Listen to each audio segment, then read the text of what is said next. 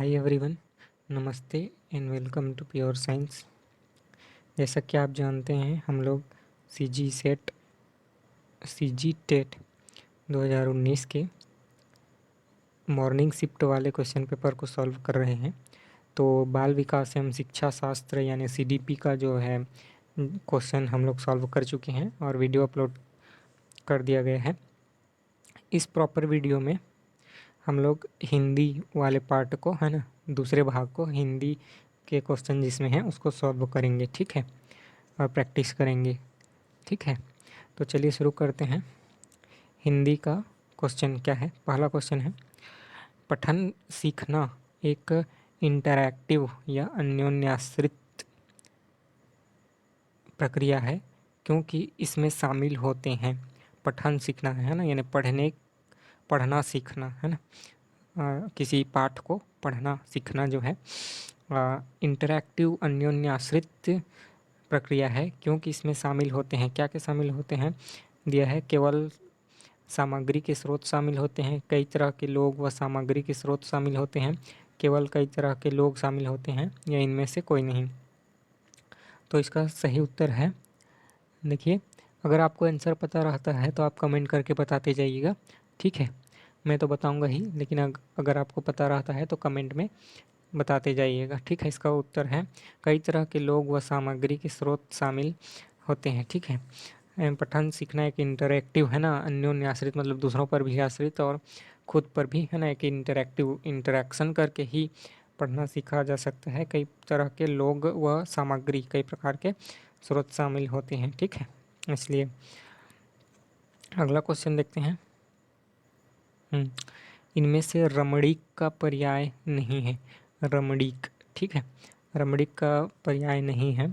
समीरण या रम्य या सुहावना या मनोहर। तो देखिए, रम्य तो है ही, मनोहर भी है, सुहावना भी है। तो इसका सही उत्तर कौन सा है? समीरण, है ना। पर्याय नहीं है पूछ रहा है ना, तो समीरण जो है रमणीक का पर्याय नहीं है, ठीक है। अगला क्वेश्चन देखें। अगला है, पंचतंत्र की कथाएं, है ना, पंचतंत्र की कथाएं किस कौशल विकास की दृष्टि से महत्वपूर्ण हैं? पंचतंत्र की कथाएं किस कौशल विकास की दृष्टि से महत्वपूर्ण है? दिया हुआ है ऑप्शन, भाषाई विकास एवं बोध विकसित करने की दृष्टि से, बच्चे की जिज्ञासा जागृत करने एवं कल्पना शक्ति विकसित करने की दृष्टि से, कहानी के पात्रों के भावों के संपर्क में आने से, स्वानुभाव का विस्तार करने की दृष्टि से, या उपरोक्त तीनों सही हैं। तो देखिए, इसका सही उत्तर क्या होगा? स्पष्ट है, उपरोक्त तीनों सही हैं, ठीक है। सभी इसमें से इस सभी कौशल विकासों के लिए, है ना, महत्वपूर्ण है पंचतंत्र की कथाएं। भाषाई विकास भी होता है, जिज्ञासा, बच्चे में जिज्ञासा जागृत होता है, कल्पना शक्ति विकसित होता है, और कहानी के पात्रों के भावों के संपर्क में आने से खुद का भी भाव का विस्तार होता है, ठीक है। तो ये सभी जो है महत्वपूर्ण है, उपरोक्त तीनों सही हैं, ठीक है। अगला क्वेश्चन देखते हैं। अगला क्वेश्चन है, तद्धित प्रत्यय कहाँ लगता है? तद्धित, है ना, प्रत्यय कहाँ लगता है?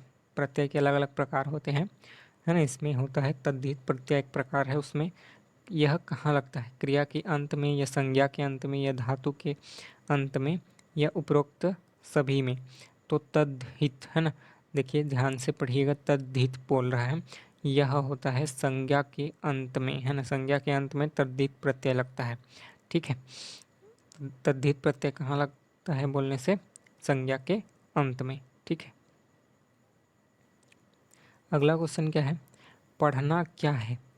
प्रश्न का सही उत्तर क्या होगा, है ना। पढ़ना क्या है, प्रश्न का सही उत्तर क्या होगा?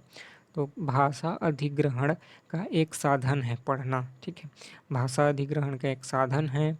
यह अर्थ प्राप्त करने के लिए डिकोडिंग प्रतीकों की जटिल संज्ञानात्मक प्रक्रिया है। यह पढ़ना आमतौर पर दृश्यात्मक तथा कभी कभी स्पर्शात्मक होते हैं। यह उपरोक्त तीनों सही हैं। स्पष्ट है, उपरोक्त तीनों सही होगा, है ना। पढ़ने का अर्थ ये तीनों होते हैं ना, भाषा अधिग्रहण करना भी होता है, अर्थ प्राप्त करने के लिए डिकोडिंग भी करना होता है ना, जो शब्दों में लिखा हुआ है उसको डिकोड करके मन में, है ना, लाना, ये भी होता है। और आमतौर पर दृश्य रूप में ही भी हो सकता है पढ़ना, और स्पर्श करके भी पढ़ना होता है, जैसे ब्रेल लिपि से पढ़ते हैं। ठीक है, तो ये तीनों जो हैं सही हैं, उपरोक्त तीनों सही हैं। ठीक है, अगला क्वेश्चन देखते हैं। प्रश्नवाचक अव्यय न वाक्य के किस भाग में प्रयुक्त होता है? न जो है वाक्य के किस भाग में प्रयुक्त होता है? प्रश्नवाचक अव्यय बोल रहा है ना, प्रश्नवाचक अव्यय वाक्य के किस भाग में प्रयुक्त होता है? वाक्य के आरंभ में ही होता है, या वाक्य के मध्य में, या वाक्य के अंत में? ठीक है, यह उपर्युक्त तीनों जगह प्रयुक्त हो सकता है। तो देखिए इसका सही उत्तर है वाक्य के अंत में। न जो है ना वाक्य के अंत में होता है, अव्ययी भाव, अव्यय अव्यय। ठीक है, प्रश्नवाचक अव्यय जो है जो होता है, ऐसा करते हैं ना, ये वाला है ना, है ना, ये वाला जो होता है ना, है न। ठीक है, फिर ऐसा जो क्वेश्चन मार्क लगता है ना वाला, यानी प्रश्नवाचक अव्यय जो होता है ना वाक्य के अंत में लगता है। ठीक है, अगला क्वेश्चन देखते हैं। भाषा सीखने का सही मनोवैज्ञानिक क्रम कौन सा है? सही मनोवैज्ञानिक क्रम, किस क्रम में भाषा को सीखा जा सकता है? पढ़ना लिखना ये जो होता है ना, इसमें से तो क्रम कौन सा होता है सही सही? ठीक है, सुनना पढ़ना बोलना लिखना, फिर बोलना सुनना पढ़ना लिखना, इस प्रकार से कौन सा होता है? तो देखिए इसका सही उत्तर है ऑप्शन सी, पहले सुना जाता है, फिर बोला जाता है, फिर पढ़ा जाता है, फिर उसको लिखा जाता है। ठीक है, कोई भी भाषा जो सीखने के लिए सही मनोवैज्ञानिक क्रम ऐसा ही होता है। पहले आपको सुनना चाहिए, जितना हो सके आप सुनिए, टीवी में रेडियो में लोगों को बोलते हुए सुनिए। ठीक है, जैसे इंग्लिश सीखना है, अंग्रेजी सीखना है, तो आप पहले मूवी देखिए, है ना, इंग्लिश वाला। ठीक है, और डॉक्यूमेंट्री देखिए, और कहानी सुनिए, पॉडकास्ट सुनिए। ठीक है, अलग अलग टाइप के है ना गाने सुनिए, फिर उसको बोलने का प्रैक्टिस कीजिए। ठीक है, बोलने का प्रैक्टिस कीजिए, फिर पढ़िए इंग्लिश के साहित्यों को। ठीक है, उसके बाद लिखने का अपने शब्दों में प्रयास कीजिए। इस प्रकार से ये सही मनोवैज्ञानिक क्रम होता है। ठीक है, अगला क्वेश्चन है। रचना के अनुसार वाक्य के कितने भेद होते हैं? रचना के अनुसार वाक्य के कितने भेद होते हैं? तो 3 भेद होते हैं। ठीक है, रचना के अनुसार वाक्य के 3 भेद होते हैं। ठीक है, वाक्य के कितने भेद होते हैं? तो अलग अलग टाइप में अलग अलग भेद होते हैं। ठीक है, लेकिन यहाँ पर पूछा जा रहा है रचना के अनुसार, तो वाक्य के 3 भेद होते हैं। ठीक है, अगला क्वेश्चन है। स्कूल जाने से पहले बच्चे क्या सीख चुके होते हैं? स्कूल जाने से पहले बोला जा रहा है, मतलब 5 साल की उम्र के पहले, है ना, 3 साल 4 साल में उसके भी पहले, है ना, 3 साल के पहले बच्चे क्या सीख चुके होते हैं? बोलना सीख चुके होते हैं, लिखना सीख चुके होते हैं, पढ़ना, या उपर्युक्त तीनों कौन सा चीज़ सीख चुके होते हैं? तो देखिए सभी सीख चुके हों ऐसा ज़रूरी नहीं है, लेकिन बोलना तो सीख ही चुके होते हैं। ठीक है, स्कूल जाने के पहले बच्चे बोलना तो जान ही लेते हैं। ठीक है, लिखना पढ़ना शायद ना सीखे हों, लेकिन बोलना तो सीख ही चुके होते हैं। ठीक है, तो 39 का होगा आंसर ए, है ना, ऑप्शन 1 या A is the correct answer. अगला क्वेश्चन क्या है। शुक्र ग्रह को भोर का तारा और सांध्य तारा भी कहा जाता है। भोर का तारा भी और सांध्य तारा भी कहा जाता है। ये अर्थ ग्रहण की दृष्टि से इन तीनों, है ना, के प्रयोगों के अर्थ वैभिन्न को किसी बच्चे को किस प्रकार समझाएंगे? शुक्र ग्रह को भोर का तारा और सांध्य का तारा भी कहा जाता है, तो ये चीज़ आप बच्चे को किस प्रकार से समझाएंगे? अर्थ ग्रहण की दृष्टि से ये जो तीनों हैं, तीनों के प्रयोगों प्रयोगों के अर्थ विभिन्न, अर्थ में विभिन्नता जो है ना, उसको कैसे समझाएंगे?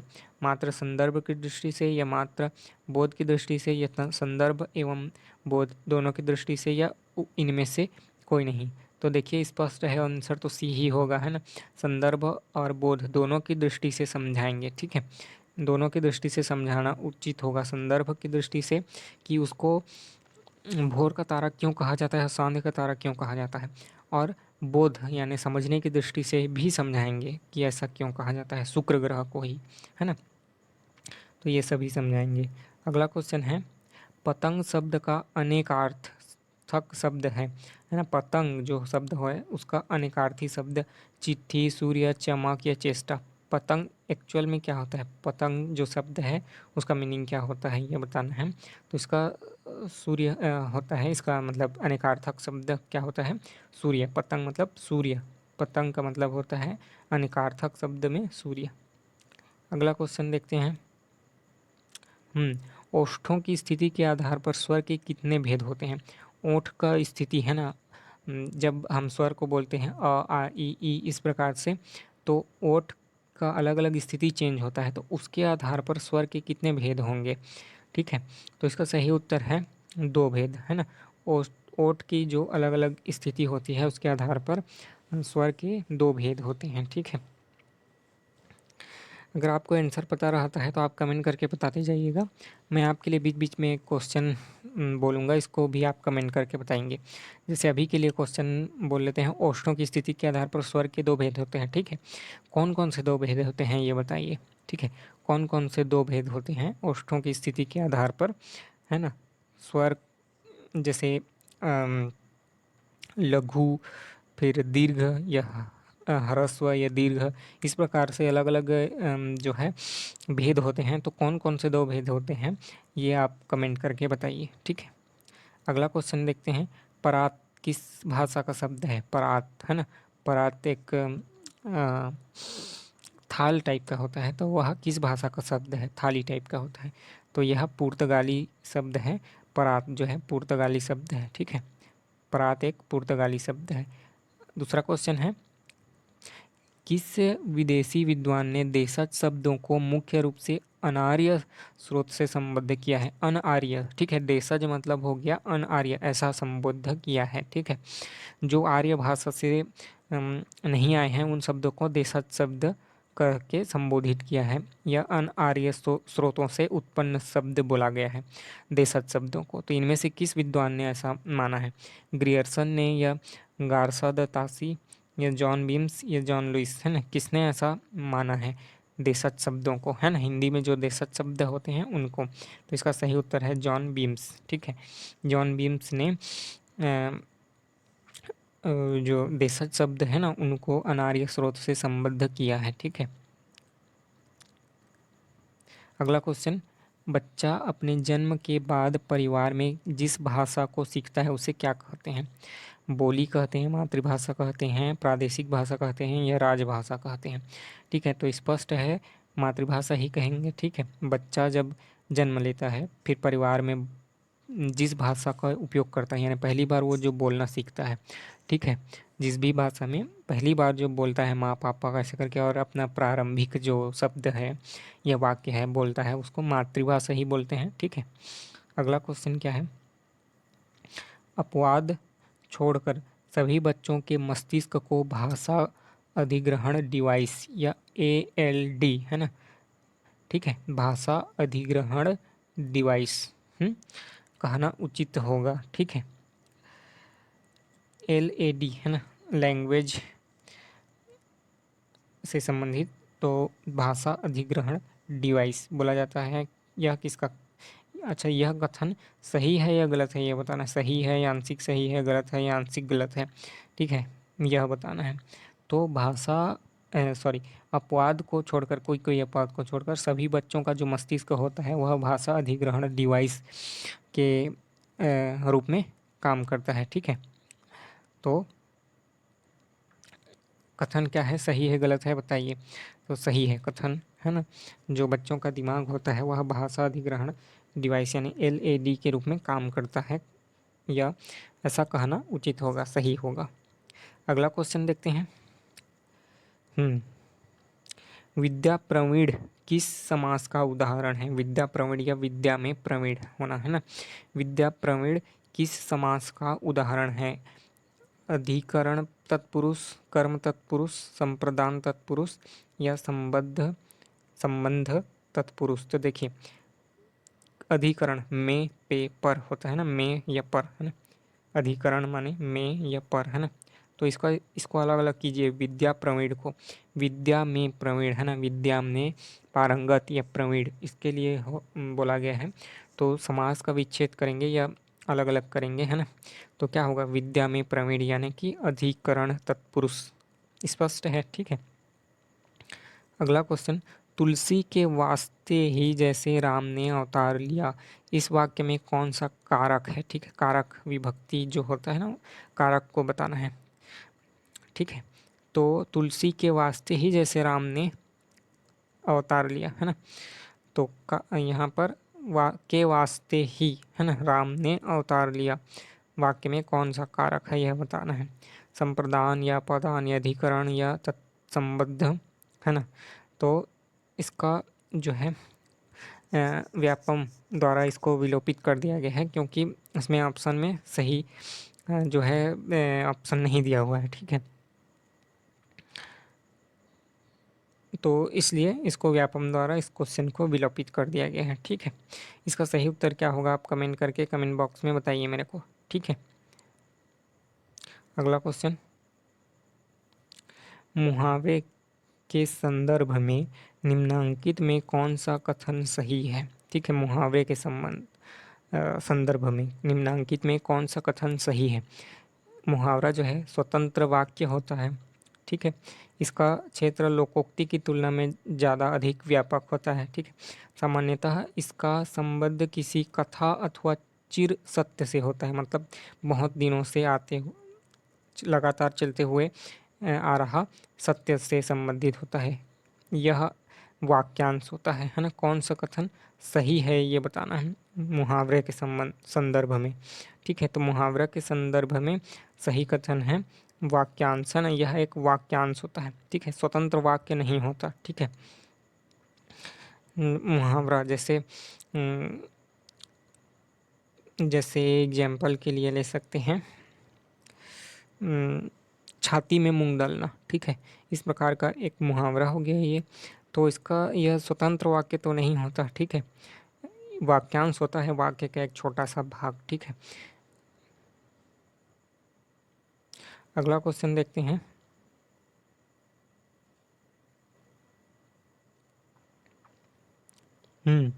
संज्ञा के जिस रूप से संख्या का बोध होता है उसे क्या कहते हैं।